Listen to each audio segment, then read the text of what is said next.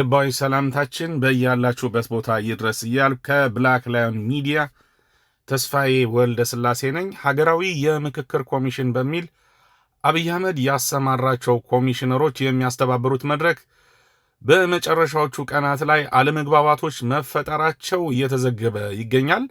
ብላክ ላዮን ሚዲያ ባለፉት 2 ቀናት ከተሳታፊዎች መካከል አንዱን ሰው ቃለ ምልልስ በማድረግ መረጃ ስናደርሳችሁ ነበር። ዛሬ ለሶስተኛ ቀን ይህንን ተሳታፊ አግኝተን አናግረነዋል። እኛ እንደ ብላክ ላዮን ሚዲያ እምነት የአማራ ሕዝብ ነፃ የሚወጣው አልፎም ሁሉም ዜጎች በእኩልነት የሚኖሩባት ሰላማዊት ሀገር ልትኖረን የምትችለው ፋኖ ሲያሸንፍ ነው ብለን ስለምናምን ሙሉ በሙሉ የዘገባ ሽፋናችን ፋኖ ተኮር እንደሆነ አድማጭ ተመልካቾቻችን ታውቃላችሁ። ሆኖም በሀገራዊ ምክክር ስም ወንጀል እየሰሩ ያሉ ሰዎች ማንነታቸውንና አጠቃላይ ሂደቱ ነገ ፍትህ ሲሰፍን እንደ ማስረጃ ሊጠቅም ይችላል ብለን ስለምናምን የምክክሩን የመጨረሻ ሂደት በተመለከተ ቃለ ምልልስ እንግዲህ ባለፉት 2 ቃለ ምልልሶች የሰጠንን የምክክሩ ተሳታፊ ዛሬ ለሶስተኛ ጊዜ በቀጥታ ከአዲስ አበባ ይዘንላችሁ ቀርበናል። አብራችሁን ቆዩ። ከዚህ በፊት ያው 2 ጊዜ ቃለ ምልልስ አድርገናል በዚህ አሳለፍነው ሳምንት። ዛሬ ሶስተኛችን ነውና እስኪ የትናንትናው አጠቃላይ የምክክር ኮሚሽኑ ውሎ ምን ነበር? ሶሻል ሚዲያ ላይ እንዲሁም በሌሎች መገናኛ ብዙሃን ጭምር ብዙ መረጃዎች ብዙ ዘገባዎች እየወጡ ነበርና እንደው አንተ ውይይቱ ላይ በቀጥታ እየተሳተፍክ እንደመሆነ መጠን ቀጥተኛ ምስክር ነህና እንዴት ነበር አጠቃላይ የትናንቱ ውሎ? እሺ አመሰግናለሁ። እኔ ከአማራ ክልል ነው የመጣሁት። ቀጥተኛ ተሳታፊ ነኝ ለኮሚሽኑ። እንግዲህ ትናንት የመጨረሻው የ4000 የማጠቃለያ ቃለ ጉባኤ ከሐምሌ 8 ጀምሮ የቆየንበት የምክክር ሂደትና ያጠቃለል ነው ቃለ ጉባኤ የሚነበብበት ስነ ስርዓት ነው የነበረው። ነገር ግን ከነበረው ፕሮግራም ውጭ ቀደም ብሎ አንዳንድ ከኮሚሽኑ አሰራር ውጭ የቀረበ ጥያቄ ስለነበር ያንን ጥያቄ ለማየት በሚል እስከ ቀኑ 10 ሰዓት ተኩል ድረስ ያለ ምንም ነገር ተሰብሳቢዎች ይጉላላ ዋለ የምክክሩ ተሳታፊ። ከዛ በፊት እኛ የአማራ ክልል የመጣን ተሳታፊዎች ወይም የምክክር ኮሚሽን ተሳታፊዎች ከጠዋቱ 2 ሰዓት ተኩል እዛ ኮሚሽን አዳራሽ ውስጥ የራሳችን የመሰብሰቢያ አዳራሽ የሰነበትንበት ስለነበር ውስጥ ስብሰባ ስለነበረን እንደ ክልል የራሳችን ጉዳይ ስለነበረን በዛ አቀናን ጠዋት። ነገር ግን የፌደራል ፖሊስ ወደ ግቢው አትገቡም በሚል የአማራ ክልል ተሳታፊዎችን አገደን። እኛ ወደ አዳራሽ የአማራ ክልል ተሳታፊውን ብቻ ነበር ጠዋት የራሳችን ከክልል አመራሮች ጋር መድረክ ነበረን። አዳራሽ አትገቡም አለን። ፌደራል ፖሊስና የደህንነት ኃላፊዎች መጡ አትገቡም አሉን። እኛ እንገባለን በሚል ከፍተኛ የሆነ ውዝግብ ተፈጠረ። ማንም ሰው ለአዳራሹ መግባት አይችልም በሚል በኃይል ከፍተኛ የሆነ ፌደራል ፖሊስ ተመድቦ አትገቡም ተባልን። ባስ ውስጥ ያሉት በባስ የመጡት ራሱ ሳይቀር ባስ ውስጥ እንዳሉ አትወርዱም በሚል ለ2 ሰዓት ያክል ባስ ውስጥ ተቀመጡ። እኛ በአጋጣሚ ቅርብ ስለነበር ማረፊያችን በእግራችን እንደሄድን እንገባለን በሚል በከፍተኛ ውዝግብ ዋልን። አይቻልም በሚል ከባሱ አትወርዱም በሚል በኃይል ወደ መጣንበት እንድንመለስ ተደረገ። ወደ መጣንበት ከባስ አይኖርድን ተመለስን። ተቃውሟችን አሰምተን ወደ መጣንበት ተመለስን። ምን አይነት ተቃውሞ ነበር? 8 ሰዓት ወደ አዳራሽ መግባት እንፈልጋለን። ገብተን አዳራሹ የኢትዮጵያ አዳራሽ ነው። የሀገራችን ንብረት በሀገራችን ሀብት ንብረት በኢትዮጵያውያኖች የተሰራ አዳራሽ ነው። ገብተን መሰብሰብ እንችላለን። አዳራሽ ልንከለከል አይገባም በሚል ተቃወምን። አትችሉም በሚል ትዕዛዝ አልተሰጠንም በሚል ፌደራል ፖሊስ ያስገባን ማለት ነው። በመጨረሻ አማራጭ ስለሌለ ወደ ቦታችን ተመለስን። የሚያሳዝነው ለ2 ሰዓት ያክል ባሱ ሰው አይወርድም ተብሎ ባስ ተቆልፎ አላስወረዳቸው ተሳታፊዎች። ሌላ ክልልም እንደዚሁ እኛ ጋር ተቀላቅለው መወያየት ይፈልጋሉ፣ ሌላም ጉዳይ ማየት ይፈልጋሉ። የራሳቸው አንዳንድ አጫጭር ውይይት የነበራቸው ነበሩ። መግባት እኛ ስንከለከል ቆመው ያሉ። በመጨረሻ እኛ የደብዳቤ ያዘጋጀን መግለጫ መግለጫ ደብዳቤ በፍጥነት እዛው አካባቢ ላፕቶፕ የያዙ ነበሩ። በፍጥነት ደብዳቤ እንዲዘጋጅ ያደረጉ የህግ ባለሙያዎች አሉ። መግለጫ አዘጋጀን፣ ተፈራርመን መግለጫችን ለሚገባ አካል አንድ ሰው እንደምን ብለን አስገብተን ለኮሚሽኑ መግለጫ አቅርበን ተቃውሟችን ወደ መጣንበት ተመለስን። ምንድን ነበር የምታስታውሳለህ? አንዱ ምንድነው የምክክር ኮሚሽኑ እየሄደበት ያለው ሂደት አግባብነት የለውም፣ ህገወጥ ነው። ከምክክር ኮሚሽኑ የአሰራር ስነስርዓት ውጭ የሆነ ጉዳይ ነው እያየ ያለ። ይሄ ደግሞ አንድን ክልል የኦሮሚያን ችግር ብቻ ለመፍታት ወይም ደግሞ የኦሮሚያን ፖለቲከኞች መብት ወይም የኦሮሚያን ፖለቲከኞች ለማስደሰት የሚደረግ አካሄድ ስለሆነ አንቀበልም በሚል ከአዲስ አበባ ከተማ ጋር በተያያዘ የኦሮሚያ ብልጽግና ፓርቲዎች ያቀረቡት ጥያቄ ስላለ እሱን ለማስደሰት ኮሚሽን የሄደበት ያለ ርቀት ትክክል አይደለም በሚል የተቃውሞ ደብዳቤ ያስገባን። ዋናው ቃለ ጉባኤ ውጭ ምንም አይነት የቃለ ጉባኤ ማስተካከያም ሆነ ተጨማሪ ቃለ ጉባኤ የማንቀበል መሆኑን ገልጸን ደብዳቤውን በዝርዝር ተፈራርመን አንድ ሰው ከኛ ውስጥ ቃለ ጉባኤ የሚያጠናክር የህግ ባለሙያ ስላለ እንዲገቡ አደረግንን። ዘውት ከገቡ በኋላ አንድ ኮሚሽነር ወደ ቦታው መጣ ከአዳራሽ ውጭ። እንግዲህ አዳራሹ በጣም ረጅም ነው ውስጡ። እዛ ወጥተው ሜዳ ላይ ያወያዩን። ኮሚሽነር መላኩ የሚባሉት ነው የመጡት። የት እንደመጡ አላውቃቸውም። ኮሚሽነር መላኩ ነው የሚባሉ እሳቸው መጡና እንግዲህ ሌላ ተጨማሪ ስላለ ወደ አዳራሹ አትገቡም እባካችሁ 8 ሰዓት እስከ 9 ሰዓት ባለው መጣችሁ በመደበኛ ስብሰባ ተሰብስቡ፣ አዳራሾች እየተጸዱ አንዳንድ ስራ እየተሰሩ ስለሆነ አትገቡም ማለት ነው። አዳራሹ ንጹህ ነው፣ ምንም ችግር የለበትም፣ የቆየንበት ነው፣ መግባት እንፈልጋለን አልናቸው። አትገቡም በሚል እኔም እሳቸውም ከአቅማቸው በላይ ነው፣ በጣም ተቸግረዋል። ውጭ ላይ ነው ፀሐይ ላይ ነው አቁመው ያወያዩን። በሳቸው ውሳኔ መግባት አልቻልንም። ተጽዕኖ እንዳለባቸው በግልጽ ፍንትው አድርጎ የሚያሳይ ንግግር ነው የተናገሩት። ቃለ ጉባኤው አይቀየርም፣ ግን ደግሞ ሽማግሌዎች እያዩት ያለ ሽማግሌ እያዩ ያለ ሐሳብ ስላለ እኔ ቃል እገባላችኋለሁ አንዳችም ቃለ ጉባኤ አንዳችም ቃላት አንዳችም ሐረግ አይቀየርም፣ በኋላ ላይ ተሰሙታላችሁ በሚል በልመና በመማፀን በሚመስል ልመና ለመኑ። እኛም ወደ መጣንበት ተመለስነን። በመጨረሻ ወደ መጣንበት ተመለስነን። ወደ መጣንበት ከተመለስንም በኋላ ላይ 8 ሰዓት ወደ ስብሰባ አዳራሽ ተመልሰን ደግሞ ገባንን። ከ8 ሰዓት እስከ 10 ሰዓት ስብሰባው ሊጀመር አልቻለም። ምንድነው ስብሰባው ማይጀመር? በቃ ቃለ ጉባኤውን ለኛ ለማቅረብ በጣም ተቸገሩ። የኛ ቃለ ጉባኤ አጠናካሪዎችም ስላሉ በውስጥ ፍቃደኛ ሆኖ ሊያስተካክሉላቸው አልቻሉም። የኛም የክልላችን ርዕሰ መስተዳድር የሁሉም ርዕሰ መስተዳድርና የከተማ ከንቲባዎችም አሉ። ቃለ ጉባኤውን ፍቃደኛ ሆኖ ማስተካከል የሚችል ሰው ስላልተገኘ ቃለ ጉባኤው አልተስተካከለም። በመጨረሻ 10 ሰዓት ተኩል ወደ አዳራሽ እንድንገባ ተደረገና 10 ሰዓት ተኩል ላይ አዳራሽ ገባን። አዳራሽ ከገባን በኋላ በጣም የዘገየ ብዙ ሰዓት አዳራሽ ውስጥ ተቀምጠን ሳይጀመር መጨረሻ ስብሰባው ወይም ደግሞ ቃለ ጉባኤው መቅረብ ጀመረ። ቃለ ጉባኤው ሲቀርብ በመጀመሪያ እኛ በተስማማንበት በ500 ተስማማ። አቤት አቅራቢው ማን ነበር? ቃለ ጉባኤውን የኛ ተመካካሪዎች የመረጥናቸው ቃለ ጉባኤ አቅራቢዎች ናቸው የሚያቀርቡ። ብዙ ስለሆነ 400 የምክር ሐሳብ ስለሆነ እየተከፋፈሉ ነው የሚያቀርቡት። ተከፋፍለው ነው የሚያቀርቡት። በአጋጣሚ የከተሞችን ምክር ሐሳብ አርቲስት ዮሐንስ የሚባል ነው ያቀረበው። አርክቴክት ዮሐንስ የሚባል የኢዜማው ተወካይ ማለት ነው። እሺ የኢዜማ አባል ነው። እሱ ነው የከተሞችን ጉዳይ ያቀረበው። ተሰብሳቢውን እያፌዘ በተሰብሳቢው ላይ ቀልድ የሚመስል ትንኮሳዎች እየቀሰቀሰ ነበር ያቀረበው። በተሰብሳቢው ነው በሰብሳቢው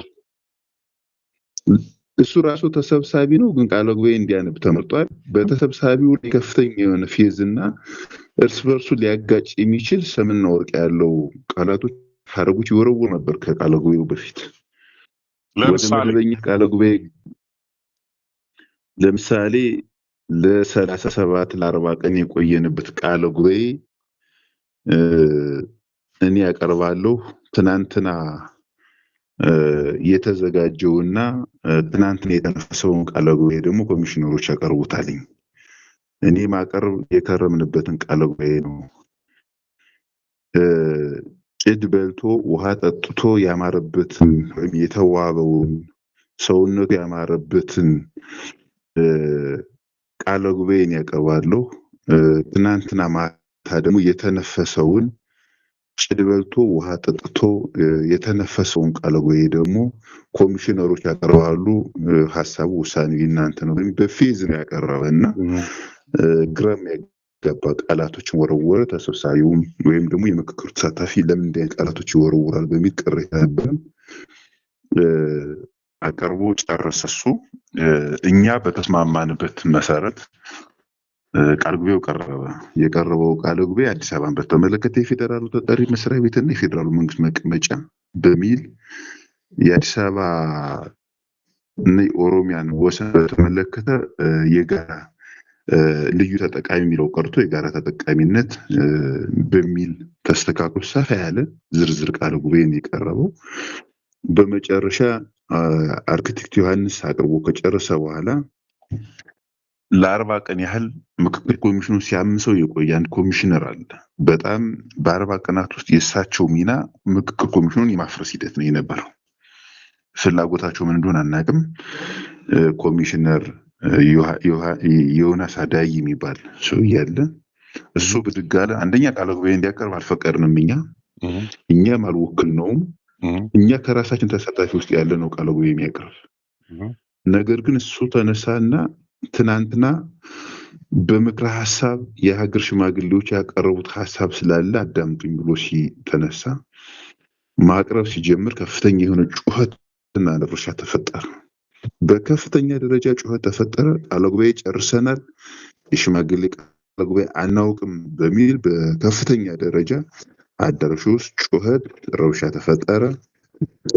ሙሉ በሙሉ አዳራሹን ለቆ ተሳታፊው የድምፅ አሰማ ወጥቶ ተሳታፊው የአፋር፣ የጋምቤላ፣ የደቡብ፣ የሶማሌ፣ የቤንሻንጉል እነዚህ በሙሉ ነፃ የሆኑ ክልሎች ከኛ ጋር ተቀላቅለው ወጡ። አዲስ አበባ ከተማ ጭምር ማለት ነው።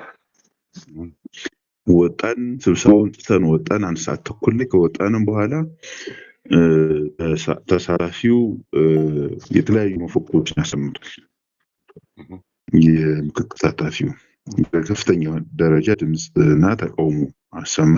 ጩኸት ነበር፣ ተቃውሞ ነበር። አዳራሹ በተወሰነ ሰዓት ፈረሰና ቆመ። የኦሮሚያ ተሳታፊዎች ብቻ 300ዎቹ ቁጭ ብለው ቀሩ እና የፌዴራል አንዳንድ ባለስልጣናት የፌዴራል የተለያዩ ክልሎች ተወላጆች ራሱ ተከተሉ የሚወጡ ከኛ ጋር የኛ በሙሉ አመራሩ ወጣ። በመጨረሻ እኛ እንሳተፍበት እነዚህ ማድረግ በሚል ወጥን። ውጭ ላይ ተቃውሟችንን አሰማን። የክልሉ ርዕሰ መስተዳድር አቶ አረጋ ወጥተው እባካችሁን አሸናፊ ነን እንጂ ተሸናፊ አይደለንም፣ ይህ የግለሰብ ሀሳብ ነው፣ የሽማግሌ ሀሳብ ነው፣ ቃለ ጉባኤ አንዳችም ነገር አልተጀመረም፣ ለአማራ ክልል ህዝብ ስትሉ ወደ አዳራሹ ግቡና የመጨረሻውን የሰላም ጥሪ አዳምጣችሁ ውጡ ስላለ ገብተን አንድ 20 ደቂቃ አዳምጠን በተቃውሞ ወጣናል እና የሄዱበት ርቀት ይሄ ነው የሚመስለው። ትናንትና ውሎ እንደሰማሁት ከሆነ ሽማግሌ ተብለው ኮሚሽነሮቹ ድምፅ እንዲሰጡ ተደርጓል እና ከ7ቱ ኮሚሽነሮች 4ቱ በአንደኛው ጎራ፣ 3ቱ በሌላኛው ጎራ ማለትም ሰነዱ እንዲነበብ ኮሚሽነር ሂሉት ገብረስላሴ ኦዳ፣ ኮሚሽነር የአምባሳደር መሐመድ ድሪር፣ ዶክተር ዮናስ አዳዬ ትናንት ቃለ ጉባኤውን አነበው ያልከኝና ዶክተር አምባዬ ኦጋቶ እነዚህ 4ቱ ቃለ ጉባኤ ወይም ሰነዱ መነበብ አለበት ብለው ድምፅ የሰጡ ሰዎች ናቸው። 3ቱ ደግሞ ኮሚሽነር መላኩ ወልደ ማርያም ቀደም ሲል አንተ የጠቀስክልኝና ኮሚሽነር ሙልጌታ አጎ እንዲሁም ዶክተር አይሮሪት መሐመድ እነዚህ 3ቱ በፍጹም ሰነዱ ማን ነው ቃለ ጉባኤው ሊነበብ አይገባም በሚል 4-3 ተበልጠው ነው ሰነዱ የተነበበ የሚል መረጃ ደርሶኛልና እዚህ ውስጥ የፕሮፌሰር መስፍን አርአያ አለመኖር በግልጽ ክፍተት እንዳለ ያሳያል በድምጽ አሰጣጡ ላይና ምናልባት ሲኖሩ በመጨረሻው ቀን ተገኝቷል እንደው ከዚህ ጋር አያይዘስ ምን የምትለይ ነገር አለ? እዚህ ጋር በተያያዘ እንግዲህ ኮሚሽነር ፕሮፌሰር ኮሚሽነር መስፍን አርአያ የሉ አልተገኙም። እሳቸው ቢኖሩ ይህ አይነት ችግር እንደማይፈጠር እኛ እናውቃለን። በእሳቸው ምክክር ተሳታፊው በጣም ሙሉ እምነት ነበረው። አቋማቸውም አንድ ነው። ይህ ለዚህ ሁሉ ብልሽት አሁን በውክልና እየመራቸው ያለው ምክትል ኮሚሽነሩ አለች። አቋም የሌላት አንዴ ላይ አንዲታች የምትደርስ ኮሚሽነር ናት። በጣም አቋሟ በጣም ግራ ያጋባ። ዛሬ ሰብስባ የሆነ ጥያቄ አዳራሽ ውስጥ ተነሳ ከተባለ ሩጣ ትመጣለች። ሂሩት ገብረስላሴ ኦዳን ማለት ነው። ሂሩት ገብረስላሴ ኦዳ ምክትል ኮሚሽነሯ ናት። ለዚህ ብልሽት ተጠያቂ እሷ ነች። ለትናንትናው ብልሽት ተጠያቂ እሷ ነች። ሌላ አካል ተጠያቂ ሊሆን አይችልም። ማለት መምራት አልቻለችም። እሷ ነፃ ብትሆን ይሄ የሽማግሌ የሚባል ሽማግሌ የሚባል በኮድ ኦፍ ኮንዳክቱ በምክክር ኮሚሽኑ መመሪያ የለም። በመጀመሪያውንም የለም። ትናንት የተቋቋመ ኮሚቴ ነው። እኛም አላቋቋምነውም። እኛም እንድንመርጥም ሰዎችን አልተጋበዝንም። ማን እንዳቋቋማቸው አናውቅም እነዚህ ኮሚቴዎች። ሁለተኛ የክልል ምክር ቤት ጉባኤ ታልፏል። ስልጣኑ ካለፈ በኋላ ነው የሰበሰበችው እሷ። ስለዚህ ቅደም ተከተሉን የጠበቀ ፕሮሲጀሩን ያልተከተለ አሰራር ስለሆነ ለዚህ ሁሉ ብልሽት ተጠያቂ እሷ ነች። ለምሳሌ አንድ አዳራሽ ውስጥ አንድ ጥያቄ ከተነሳ ከሰማች መጣ ትገባለች። በቃ ይሄ ከማንነት ጋር ከብሔር ጋር ጥያቄ ከተነሳ አስተዋይ አይደለችም። በነገሩ ሴትዮዋ በጣም ችኩል፣ በሚመለከታትም በማይመለከታትም የምትገባ በአብዛኛው የኦሮሚያን ብልጽግና ለማስደሰት እየሰራች ያለች ናት። ከእናቱ ዮናስ አደየ በመሆን ማለት ነው። በከፍተኛ ደረጃ የምትንቀሳቀስ ማለት ነው። ለዚህ ሁሉ ብልሽት ፕሮፌሰሩ አለመኖራቸው ነው። ፕሮፌሰር መስፍን አርአያ አለመኖር ለዚህ መበላሸት ምክንያቱ ነው። እሳቸው ቢኖሩ ይሄ ይበላሽም ነበር። ስለዚህ ፕሮፌሰሩ ያው ለሐዘን ነው የወጡ የሚል መረጃ ቢመጣም እንግዲህ ይሄ በጣም ትልቅ ሀገራዊ ክስተት ነው። ትልቅ ሀገራዊ ክዋኔ ነው። ረጅም ጊዜ የወሰደ እሳቸውም ሲያስተባብሩት የነበረ ጉዳይ ነው። ሐዘንም ቢሆን ከዚህ የሚበልጥ ጉዳይ አለ ብዬ አላምንምና ምናልባት ሐዘኑንም ሰበብ አድርገው ወይም ሐዘኑን ምክንያት አድርገው ወጣው የሄዱ ሰውየው ነገር እንደተበላሸ ገብቷቸው ይሆን? የኛም የምክክር ኮሚሽን ተሳታፊው ይህ ነው አቋማችን። ሰውየው ሐዘንን ምክንያት አድርገው የቀሩት ወደ አሜሪካ ሄደው የቀሩት ነገር እንደተበላሸ የብልጽግና እሳቸውም ራሳቸው ነግረውናል። የኦሮሚያ ብልጽግና እጃቸውን ጠምዝዞ የገባና ያበላሸው እንደሆነ የእነሱ ሐሳብም ለመቀበል ፈቃደኛ ስላልሆኑ ነው ሚል ሐሳብ አለን። ለምሳሌ እኛ ቅሬታ ስናቀርብ የአማራ ክልል የተለያዩ ክልሎች የደቡብ የቤንሻንጉል ሂደቱን በተመለከተ የተቃውሞ ደብዳቤ ያስገብተዋል። ስናስገባ አንድ ቀን አዋይተውናል። በአጋጣሚ ከተወያዮች ውስጥ አንዱ ነበርኩ። አብሬሳቸው በነበሩ ባወያዩበት ወቅት ቅሬታ አቅራቢ ስለነበርኩ ተገኝቼ ነበርና በምክክር ሂደቱ ላይ የሌላ አካል ጣልቃ ገብነት አለበት። የመንግስት ባለስልጣናት አንዳንዶቹ ጣልቃ ገብተዋል። ከነገ ጀምረን ስርዓት አስይዘን እንመራለን። ምክክር ኮሚሽኑ እስካሁን ድረስ ታግሷል። አሁን ግን መታገስ አንችልም ብሎ ነበር እኛን። ነገር ግን ማክሰኞ እኛን አናግሩን፣ ሐሙስ ጀምሮ እሳቸው ወደ አሜሪካ ሄዱ። ሐዘንም ቢሆን መመለስ ይችሉ ነበር። ከትናንት በፊት ለነበር መድረክ መድረስ ይችሉ ነበር። 7 ቀን 8 ቀን አካባቢ ሆናቸው ከጠፉ። አሜሪካ እኮ እኛ እናውቃለን ያህል ልቅሶ ተደርሶ 4 ዓመት የለፉበት ኢትዮጵያውያንን ያሳፈረ ስራ ሲበላሽ ያስደስታል። ኢትዮጵያን ይሰራል የተባለ ስራ ሲበላሽ እንዴት አሜሪካ ሄደው ይቀራሉ? ይሄ እሳቸውም ያላመኑበት ሀሳብ እንዳለ ግልጽ የሆነ የአደባባይ ሚስጥር ነው። ይሄ ማንኛውም ሰው ግልጽ ሆኖ መረዳት የሚችለው ሀሳብ ነው። ዛሬ መጨረሻው ቀን ይመስላል። ምን ይጠበቃል ዛሬ? ዛሬ የመጨረሻው ቀን ነው። አጭር ሰዓት ነው። ተቃውሞ ስለነበር መናገርም አልቻለችም ኮሚሽነሯ። በደከመ አንደበት ነው የተናገረች። የመጨረሻ ፕሮግራም ነው። ለአጭር ሰዓት ተገናኝተን ታንኪዩ ብለን እንበታተናለን የሚል አጭር መልእክት ነው ትናንት ያስተላለፈችው። በፍርሃት በሚመስል እንትን ያለችው። እንግዲህ ዛሬ በሚኖረው መድረክ ምን እንደሚፈጠር አናቅም። የተለያዩ ቅሬታዎችና ቁጣዎች ስላሉ በመጨረሻ በአጤሪራ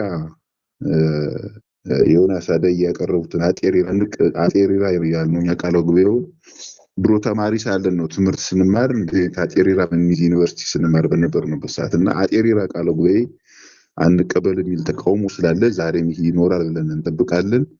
አንዳንድ እንቅስቃሴዎችም አሉ። ግቢያችን የጸጥታ ኃይል አለ።